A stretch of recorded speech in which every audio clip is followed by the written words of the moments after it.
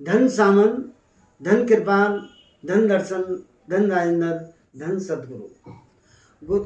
गुरुर् ब्रह्मा गुरुर्विष्णु गुरुर् साक्षात परमेश्वरम। तीन लोक नो खंड में गुरु ते बड़ा न को।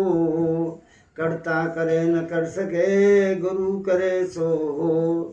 गुरु गोविंदु खड़े काके लागू पाए। बलिहारी गुरु आपने तो गोविंद ये बताए। सब घट मेरे साइया, सब घट मेरे साइया, सोनी सेज न को। बलिहारी वा घट को जा घट पर घट हो। मेरा मुझ में कुछ नहीं, जो कुछ है सो तेरा।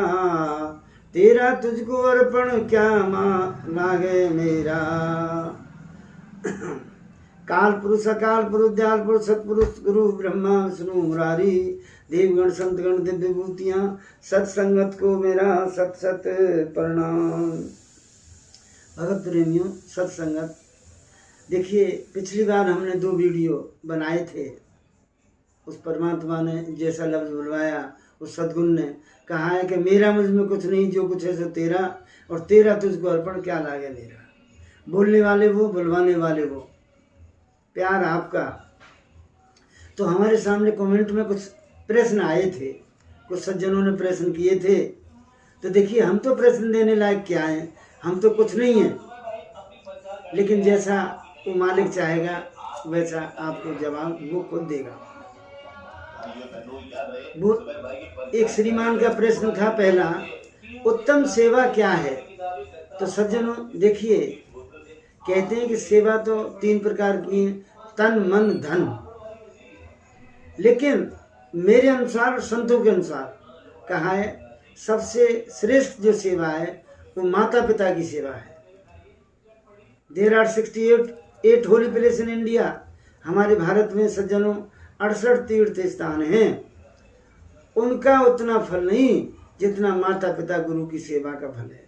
क्यों? हमें सृष्टि में लाने वाले कौन हैं? माता पिता। हमारे लिए पूजनीय कौन है? माता पिता। हमारे लिए उन्होंने कितने कष्ट सहे, कितने दुख झेले, अब आप खुद ही जानते हैं। तो इसलिए माता पिता की जो सेवा है सज्जनों सबसे उत्तम है। जिस बहन भाई ने, जिस जीव ने सच्चे दिल से माता पिता की सेवा कर ली, किसी तीर्थ पे, गंगा पे, किसी गंगा सागर पे, जो भी कहीं जाने की जरूरत नहीं।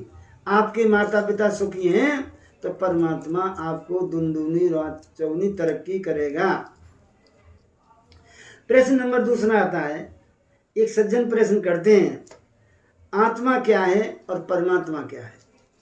तो सज्जनों कहते हैं, एक बड़ का पेड़ कितना बड़ा होता है और उसके बीज के छोटा सा होता है।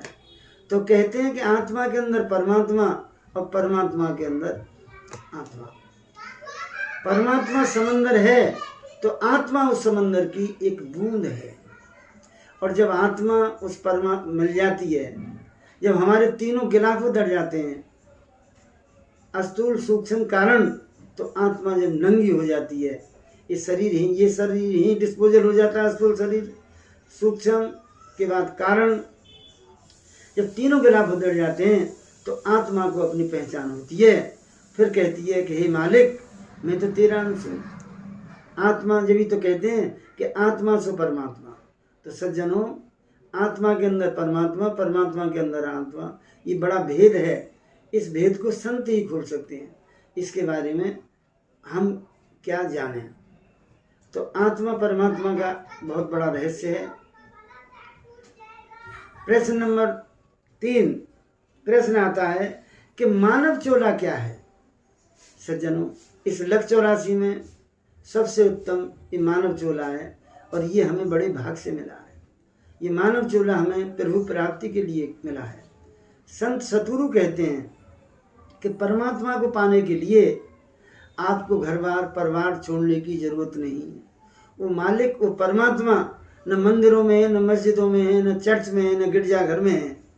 वो परमात्मा इस हरि मंदिर में है, जो उसने खुद माता के गर्भ में बैठ के 9 महीने अपने हाथ से बनाया। वो है मानव चोला। तो मानव चोला सज्जनों, सबसे उत्तम चोला है। जिन बहन भाइयों को मानव चोला मिला है वो बड़े भाग्यशाली हैं। गरीबी अमीरी तो अपने कर्मों का खेल है। अब अगले सज्जन प्रश्न करते हैं कि 5 दूत क्या हैं माया के।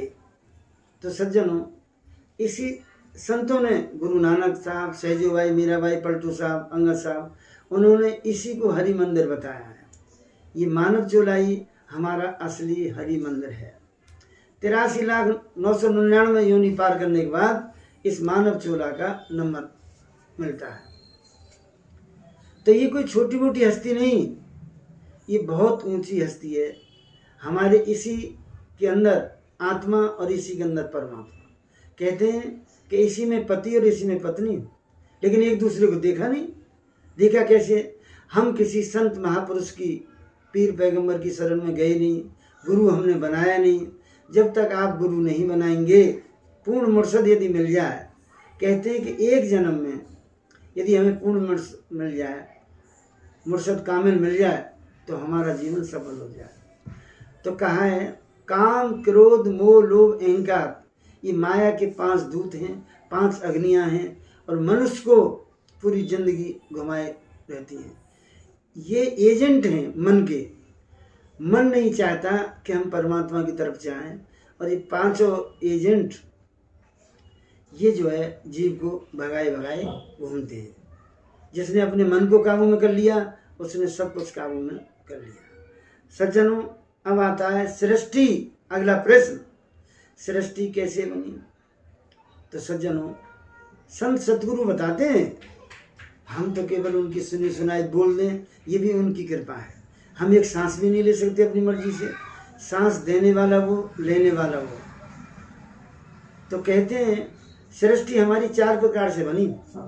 अंडज, पिंडज, स्वेदज, उद्भज। अंडज सृष्टि वो है जो बच्चा माँ के गर्भ से जन्म लेता है। पिंडज वो है जो जरे झिल्ली में आता है। उद्भज जो सृष्टि आपकी जो है पृथ्वी माता में बीज डालते हैं, वनस्पति पैदा होती है।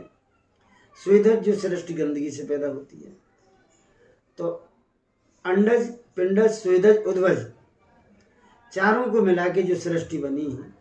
तो सज्जनों, 30 लाख प्रकार के पेड़ पौधे हैं, 27 लाख प्रकार के कीट पतंग हैं, 14 लाख प्रकार के उड़ने वाले जीव, 9 लाख प्रकार के पानी के जीव, 4 लाख प्रकार के भूत, प्रेत, पिशाच, किन्नर, गंधर्व, देवी देवता, पशु और मनुष्य।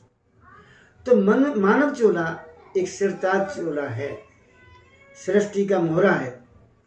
हम हजारों लाखों साल से कभी बिल्ली, कभी घोड़ा, कभी ऊंट, कभी बकरी, गधे, घोड़े इन योनियों में घूम रहे हैं। हम सोए पड़े हैं, केवल जगने की बारी तो अब आई है। उस परमात्मा ने कृपा करके हमें मानव चोला दिया।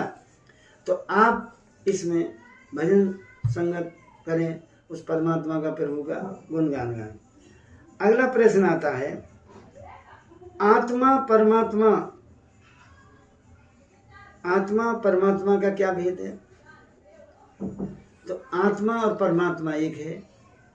कहते हैं आप छोटे दायरे में लें तो मनुष्य भी छोटे, उसमें एक मानव परमात्मा का ही वो है रूप, और उसी का रूप है। तो ये जो आपके सामने जो मेरी तरफ से टूटे फूटे लफ्ज निकले, इन प्रश्नों के अंदर कोई कमी हो तो आप महसूस न करें। आपको यदि प्रश्न उत्तरों में कोई कमी हो तो क्षमा करें, और हमारे प्रश्न उत्तर आपको ठीक लगे हों तो ये आपकी मर्जी है, अर्जी हमारी, मर्जी आपकी। ज़्यादा से ज़्यादा लाइक करें, जिससे हमारा मनोबल बढ़े, हमारी पार्टी का मनोबल बढ़े, और आपके सामने समक्ष और ज़्यादा भेजें। नमस्कार।